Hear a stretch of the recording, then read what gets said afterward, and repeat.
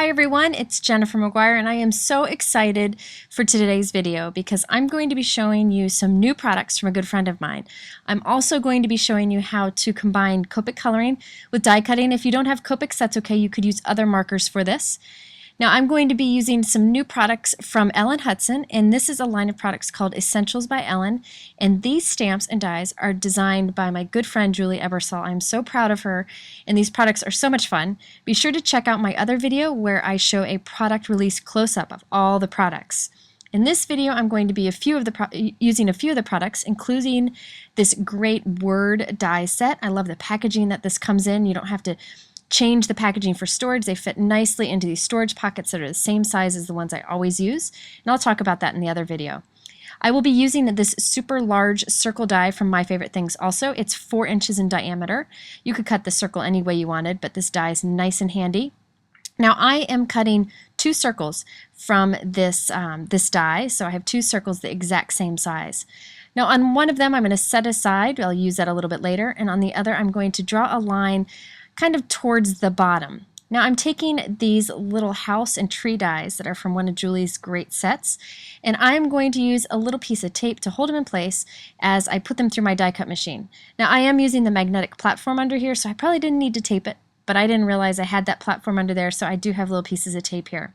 I'm also putting some little stars on here, and I am following that line that I put as like the ground. So my houses and trees are sitting on it. I put one of the trees lower, so it would be a shorter tree. So now I have all my little pieces. I'm die cutting them all at once to save some time. Running this through my Big Shot, but you could use any die cut machine you may have. And there we have our little scene started. So now I am going to go ahead and keep all of these tiny little pieces. So you just poke something sharp through the holes in the back of the die, and that pops out any little pieces if they get stuck inside of the die. Now on the house, I'm going to use one of the super tiny heart dies that's in the same set to cut a little heart on the house. I just thought that would be something fun. I love little dies like this because you can use it as an embellishment or change up a die like I did here where I gave the house a little heart. So now I have all my little pieces ready to go, and I am going to color these with my Copic markers.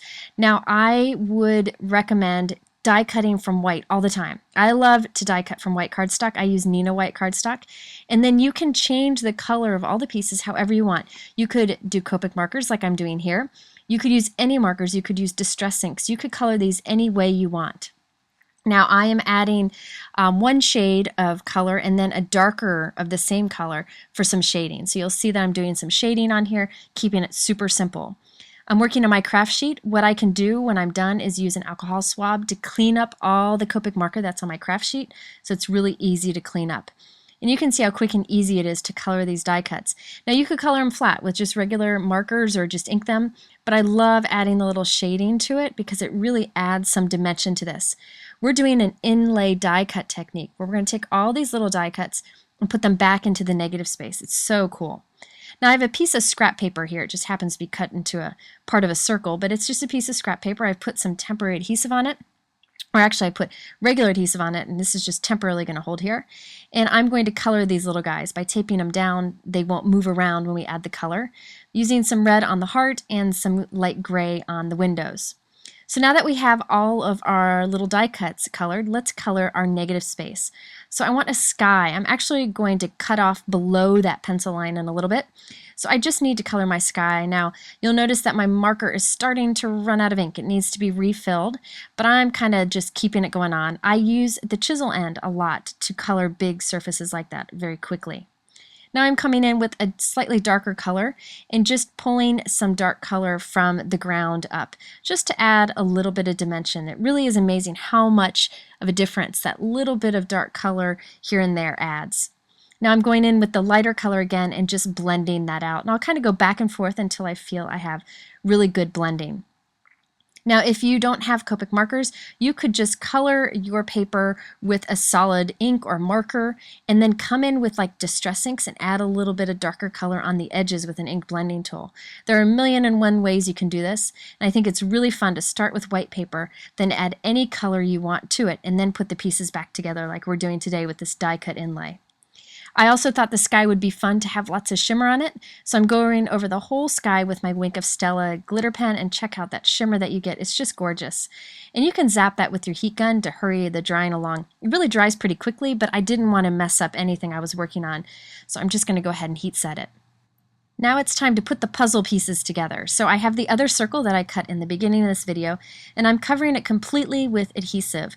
I'm putting lots of adhesive down to make sure that every bit of the area is covered. You could use glue stick for that if you wanted to. And I'm laying the negative space right on top of that. Don't worry that the bottom of this piece is ugly. We'll cut it off in a moment. I do need a color for the door, so I put a little bit of brown on there. And now it's just putting the puzzle together.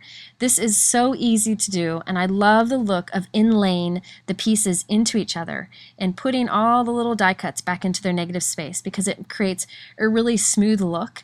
It's just beautiful. You could, by all means, just kind of glue these pieces on top of a regular background, but you have the negative space, so you might as well put it to good use. And I love creating scenes like this. It's really easy to put all these little pieces right back in. They just pop in like a puzzle, and there we have our night sky. So now I'm going to go with my trimmer and cut right along that pencil line that we created before, and now we have the whole scene with the bottom chopped off. Now I have another white circle that I've cut, and I'm going to just draw a pencil line. I need to replace that area we cut off, so I'm just cutting an area that's the exact same size. Now there were other ways you could do this. I wasn't really sure where I was going with the card all along, so you could have just chopped it off earlier, but I found that this was easy and kind of how my card came together. So now I've cut yet another circle, and I'm going to glue these two pieces on it. But I thought it'd be fun to have kind of a driveway going up to the house, or like a pathway. This is something that I've seen my friend Julie, who designed these products. I've seen her do this in videos, and I was inspired by her to try it. So I just drew kind of a pathway going up to the house with my pencil, and I'm going to cut along those pencil lines. And just using regular scissors, again, it doesn't have to be perfect. I don't think anybody's going to call you out if your pathway going up to the house isn't perfectly smooth. Since I have a little bit of that look of dimension with the darker color on the edges of all the pieces that we've done so far, I decided to do the same for the pieces that we're about to add. So on the white pieces, so around the driveway, I'm going in with a super light gray Copic marker, and I'm just pulling it on to the edges of the paper. You can see I'm not spending much time here, but this is a great way, so if you have a white piece of paper, just to kind of add some depth to the edge or the look of some dimension, just putting a little bit of shading on the edge. Now it looks kind of unfinished there, but as it dries it'll kind of blend. If it doesn't blend completely, you can rub your colorless blender along it to kind of make it blend, but I just left it and it was perfectly fine.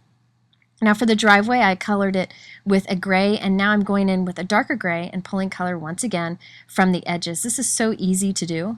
And again, if you don't have Copic markers, you could just use regular inks and use an ink blending tool on the edge to give it some depth, or you could just color it all one solid color. Now I'm going in again with the medium shade of gray and just adding that to it to kind of make it blend until I'm happy with the results. I just kind of go back and forth until I'm happy. There I have my alcohol swab that I use to clean up my craft sheet when I'm done. So now it's time to puzzle piece the bottom in together with the top. So I'm going to glue the top down onto a white circle, and now I'm going to glue the three other pieces below it. Again, I'm using quite a bit of adhesive here because I want to make sure all these pieces stay in place. You can see that that light gray that I added to the edge of the white pieces has kind of toned down, it's dried, and it just is a little bit of shading on the edges. You could do more if you want to, but I like to just have a little touch here and there. So there we have our whole assembled piece. So easy to do and fun to kind of create that smooth finish that you get with the die cut inlay. So now it's time to add the greeting to this. I'm using this fabulous Christmas die that I showed you earlier. I have put some Versamark ink on some white cardstock, and now I'm putting on some gold tinsel embossing powder from Ranger, and I'm heat setting this. Basically, I'm creating my own gold kind of glittery paper. It's just an easy way to do it. And now I can die cut this, and I'll have a great gold glitter die cut. So I have my little die here. I'm going to go ahead and do a little star too. Do all these pieces at once and then run it through my die cut machine. I love to put the embossing powder on the paper first because it's so much easier than dealing with a really delicate die cut that we're going to end up having. So now I'll just pop these out, and I just love the look of these intricate kind of dies. I just think they're fantastic, and a lot of times it's easier than using a stamp because you've kind of put your card all together and it's like, whoa, where am I going to find something flat to stamp on? A die cut sentiment like this is a perfect solution. And I just love Julie's handwriting. That's what this is. So now I have some multi-medium from Ranger. It's a great strong adhesive that dries matte.